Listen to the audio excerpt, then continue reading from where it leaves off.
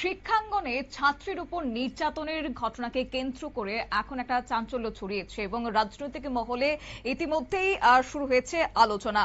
ক্লাসরুমে ছাত্রী নির্যাতনের অভিযোগে অভিযুক্ত ব্যক্তির হাতে স্কুলের চাবি তুলে দেওয়ার ঘটনাতে জড়িতদের বিরুদ্ধে কঠোর পদক্ষেপের দাবিতে সরব হয়েছে সিপিআইএম। মূলত গত ৭ তারিখ অর্থাৎ রবিবার আনন্দনগর স্কুলে ছাত্রীর সঙ্গে শ্লীলতাহানির একটি ঘটনা ঘটেছে। যদিও সেই অভিযুক্ত যুবকের বিরুদ্ধে শ্রীনগর থানাতে অভিযোগ দায়ের করা হয়েছে, কিন্তু প্রশ্ন হচ্ছে যে স্কুলের ভেতরে এইভাবে নির্যাতনের ঘটনা কিভাবে ঘটলো এবং যে যুবকের হাতে চাবি এসেছে কে বা দিল, তার পেছনে কি আরো বেশ কয়েকজন যুক্ত রয়েছে? একাধিক প্রশ্ন উঠতে শুরু করেছে এবং ইতিমধ্যে শ্রীনগর থানায় ডেপুটেশন প্রদান করেছে সিপিআইএম নেতৃত্ব। দলের পক্ষ থেকে দাবি করা হয়েছে যে ব্যক্তি অভিযুক্ত নির্যাতনকারীর হাতে স্কুলের চাবি তুলে দিয়েছেন তাকেও অবিলম্বে গ্রেফতার করতে হবে এবং ঘটনার পূর্ণাঙ্গ তদন্ত নিশ্চিত করতে হবে। শুনুন ডিওয়াইএফআই রাজ্য কমিটির সম্পাদক নবারুণ দেবের বক্তব্য। হায়ার সেকেন্ডারি স্কুলের ক্লাসরুমে একটা খুব অল্প বয়সের বাচ্চা মেয়ে প্রায় ৬ ঘন্টা তাকে আটকে রাখা হয়, তার উপর শারীরিক নির্যাতন করা হয়। বিভৎস ঘটনা, একটা ক্লাসরুমের ভিতর, স্কুলের ভিতরে, ক্লাসরুমের ভিতরে আটকে রেখে মানে স্কুলের বাইরের ছেলে তার উপর নির্যাতন চালায়। ভয়ঙ্কর পরিস্থিতি, গোটা রাজ্যে এই ধরনের অসংখ্য ঘটনা ঘটছে।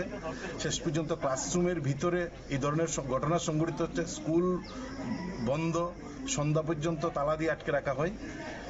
সংবাদ মাধ্যমে যখন এই খবর প্রচার হয়, তারপর পুলিশ ভূমিকা নেই। প্রাথমিকভাবে ছেলেটার বিরুদ্ধে অভিযোগ, তাকে গ্রেপ্তার করা হয়েছে। কিন্তু ঘটনা হচ্ছে এই ক্লাসরুম, স্কুলের চাবি কে দিল, কারা এর সঙ্গে যুক্ত, ওই ছেলেটা কোথায় থেকে, সে স্কুলে পড়ে না, স্কুলের সঙ্গে তার কোনো যোগাযোগ নেই, কোথায় থেকে চাবি পেল, কারা তাকে চাবি দিল, কি করে স্কুলের ভিতরে ঢোকার সাহস পেল, এই ঘটনাগুলো সব উধাও হয়ে যাচ্ছে। আমরা আজকে এই শ্রীনগর থানাতে এসেছি। সিপিআইএম শ্রীনগর অঞ্চল কমিটির নেতৃত্বরা আছেন।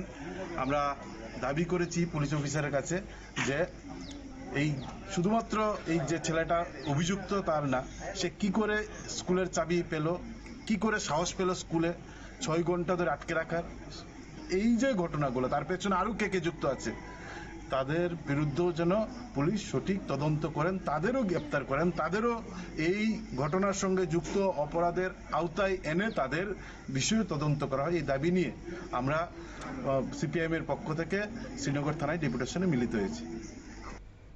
সিপিআইএম নেতৃত্বের অভিযোগ হচ্ছে শুধুমাত্র মূল অভিযুক্তকে গ্রেফতার করলে দায়িত্ব শেষ হয় না। কিভাবে একজন অভিযুক্ত যুবক সে স্কুলের মতো সংবেদনশীল প্রতিষ্ঠানে প্রবেশাধিকারের সুযোগ পেল, সেই বিষয়টিও খতিয়ে দেখা জরুরি।